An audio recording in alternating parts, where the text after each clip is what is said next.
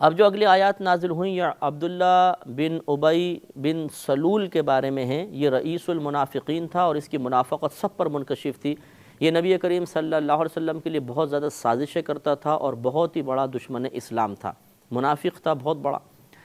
جب اس کا انتقال ہوا تو ان کے صاحبزادے نے نبی کریم صلی اللہ علیہ وسلم کی بارگاہ میں عرض کی کہ یا رسول اللہ صلی اللہ علیہ وسلم، میری خواہش ہے کہ آپ میرے والد کا جنازہ پڑھا دیں اور اپنی قمیض مبارکہ عطا فرمائیں تو اس کی قبر میں رکھ دی جائے۔ حضرت عمر فاروق رضی اللہ تعالیٰ عنہ نے اس بات کی مخالفت کی اور عرض کیا رسول اللہ، یہ ایک منافق شخص ہے، آپ اس کی نماز جنازہ نہ پڑھیے اور نہ اپنی قمیض مبارکہ اس کی قبر میں رکھیے۔ چونکہ ابھی تک نبی کریم صلی اللہ علیہ وسلم کے لیے ان منافقین پر نماز پڑھنے کی ممانعت نازل نہیں ہوئی تھی، اور بعطائے الہی نبی کریم صلی اللہ علیہ وسلم بخوبی جانتے تھے کہ اگر میں اس کے ساتھ اچھا سلوک کروں گا تو بہت سے لوگ میرے اس طرز عمل کو دیکھ کر ایمان لانے کی سعادت حاصل کریں گے، کیونکہ یہ بہت ہی پکا دشمن تھا۔ نبی کریم صلی اللہ علیہ وسلم پہ بہت ہی زیادہ یہ آوازیں یعنی طعنہ زنی کرتا تھا اور آپ کے خلاف بہت زیادہ بولتا تھا، تو لوگوں پر اس کی عادت منکشف تھی۔ اگر میں اس کے ساتھ اچھا سلوک کروں گا تو لوگ یقیناً میرے ان اخلاق حسنہ سے متاثر ہو کر اسلام کی طرف راغب ہوں گے۔ دوسرا یہ کہ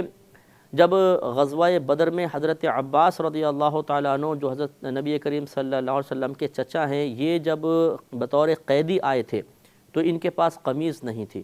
تو عبداللہ بن ابی نے اپنی قمیض ان کو دی تھی، تو یہ بھی ایک احسان گویا کہ اس کا باقی تھا۔ ان چیزوں کو ملحوظ رکھتے ہوئے نبی کریم صلی اللہ علیہ وسلم نے حضرت عمر فاروق رضی اللہ تعالیٰ عنہ کی تجویز کو رد فرمانا منظور کیا اور نماز بھی باقاعدہ پڑھ دی اور قمیض بھی تبرکاً عطا فرمائی۔ لیکن پھر اللہ تبارک و تعالیٰ نے اس کے بعد آپ کو ممنوع ممانعت فرما دی کہ اب آپ کسی کی نہ تو قبر پہ کھڑے ہوں کہ آپ کا قبر کے پاس کھڑا ہونا ان کے لیے باعث رحمت ہوتا ہے، اور نہ ان کے جنازے کی نماز پڑھیں۔ لہذا اس کے بعد پھر نبی کریم نے نماز جنازہ وغیرہ کسی کی نہیں پڑھی، یعنی منافقین میں سے۔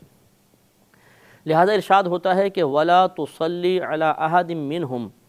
آپ ان میں سے کسی ایک پر نماز نہ پڑھیں، یعنی نماز جنازہ، مَاتَ أَبَدًا، یعنی مَاتَ أَبَدًا وَلَا تُصِلُّ عَلَىٰ أَحَدٍ مِّنْهُمْ مَاتَ أَبَدًا، آپ ان میں سے جو شخص مر گیا اس پر کبھی بھی نماز نہ پڑھیں، وَلَا تَقُمْ عَلَىٰ قَبْرِهِ، اور نہ اس کی قبر پر کھڑے ہوں۔ إِنَّهُمْ كَفَرُوا بِاللَّهِ وَرَسُولِهِ، بے شک یہ انہوں نے اللہ تبارک و تعالیٰ اور اس کے رسول کا انکار کیا، وَمَاتُوا وَهُمْ فَاسِقُونَ، اور یہ مر گئے اس حال میں کہ یہ فاسق ہیں۔ یہاں فسق بمعنی کفر ہے، یعنی یہ کافر مر گئے کفر کی حالت میں، تو ان منافقین کے آپ نہ تو ان کی نماز جنازہ پڑھیں اور نہ ان کی قبر پر کھڑے ہوں۔ اس سے مسئلہ معلوم ہوا کہ ایک تو نماز جنازہ مومن کی ضروری ہوگی، کیونکہ بہرحال نماز جنازہ کا حکم ہوا کہ ان کی نہ پڑھیں، تو اس کا مطلب دوسروں کی تو پڑھنی ہوگی۔ دوسری بات یہ کہ اگر کوئی منافق ہے، یعنی کسی کے عقائد اسلامی بنیادی عقائد سے ٹکرا رہے ہوں گے، تو ہم اس کی نماز جنازہ ادا نہیں کریں گے، جیسے کہ نبی کریم صلی اللہ علیہ وسلم نے کو منع کر دیا گیا تھا۔ دوسرا یہ بھی معلوم ہوا کہ وَلَا تَقُمْ عَلَىٰ قَبْرِهِ، اور آپ ان کی قبر پہ کبھی کھڑے مت ہوئیے گا۔ قبر پر کھڑے ہونے کا مطلب قبر کے پاس کھڑے نہیں ہوئیے گا۔ یہ حکم کیوں کیا گیا؟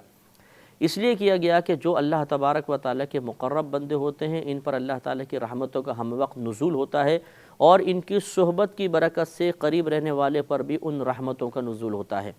تو اگر نبی کریم صلی اللہ علیہ وسلم ان کی قبور کے پاس کھڑے ہوں تو ان پر بھی رحمتوں کا نزول متوقع ہوگا، اور اللہ تبارک و تعالیٰ نے پسند نہ فرمایا کہ منافقین کی قبور پر رحمت نازل ہوں، لہذا اپنے حبیب کریم صلی اللہ علیہ وسلم کو منع فرما دیا۔ یہ جو ہے یہ مزارات پر جانے کی ایک اصل بن سکتی ہے کہ مزارات پر جب کہ وہاں خرافات وغیرہ نہ ہوں، خلاف شرع کوئی کام نہ ہو، تو ایسے مزار پر جانا افضل اور اولیٰ ہوتا ہے کہ صاحب مزار اللہ تعالیٰ کے ولی ہیں اور اولیاء اعظام بھی اللہ کے مقرب بندے ہوتے ہیں، ان پر ہم وقت رحمتوں کا نزول ہوتا ہے، تو جو قریب کھڑا ہو جاتا ہے اللہ تعالیٰ اس پر بھی رحمت نازل فرماتا ہے۔ معاملہ مطلب دو صورتوں میں ہے، صاحب قبر قابل تعظیم اللہ کا مقرب اور آنے والا ادنا شخص ہے، تو اس صاحب قبر کی برکت سے اس کو فیض ملے گا، اور اگر قبر میں رہنے والا ناقص ہے، ایک عام قسم کا آدمی ہے اور اس کی قبر پہ کوئی معظم دینی آتا ہے، مقرب بندہ آتا ہے، تو اس کی برکت سے صاحب قبر کو فیض ملے گا۔ لہذا یہ خود قرآن سے ثابت ہے، اس لیے مزارات پر جا کر اکتساب فیض کرنا، یعنی ان رحمتوں کو طلب کرنا جو اللہ تبارک و تعالی کی رحمت مسلسل اس صاحب قبر پر نازل ہو رہی ہیں، یہ بہت ہی افضل اور اولا ہوتا ہے۔ انہم کفروا باللہ ورسولہ، بے شک انہوں نے انکار کیا اللہ تبارک و تعالیٰ کو اس کے رسول کا، وماتوا وہم فاسقون، اور یہ مر گئے اس حال میں کہ یہ فاسق تھے۔